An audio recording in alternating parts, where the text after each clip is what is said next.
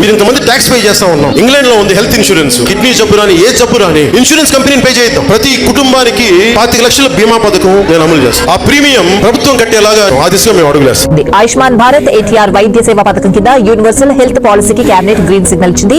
ఏడాదికి ఒక్కో కుటుంబానికి 25 లక్షల వరకు ఉచిత చికిత్సలు అందేలా కొత్త విధానానికి ఆమోదం తెలిపింది. ఆర్థిక స్థితిగతులతో సంబంధం లేకుండా అందరికీ హెల్త్ పాలసీ అమలయ్యేలా కేబినెట్ నిర్ణయించింది. ఈ విధానం ద్వారా రాష్ట్రంలోని 1.63 కోట్ల కుటుంబాలకు ఆరోగ్య బీమాను అందించేలా ప్రభుత్వం కార్యాచరణ చేసింది.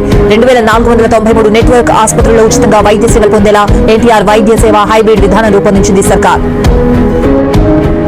ప్రతి కుటుంబాన్ని నేను జనసేన పార్టీ తరపు నుంచి ఎవరికైనా ప్రాణాలు పోతే 5 లక్షలు ఇస్తా ఉన్నాం. అలాంటిది నా కోరిక ఆంధ్రప్రదేశ్ లో మన ప్రభుత్వం కనుక వస్తే ఒక్కొక్కరికి 5 లక్షలు చొప్పున సంపూర్ణ కుటుంబానికి 10 లక్షల ఇన్సూరెన్స్ చేస్తాను. నేను అందరికీ ఆరోగ్యశ్రీ కొన్ని జబ్బులకి వర్తించట్లా.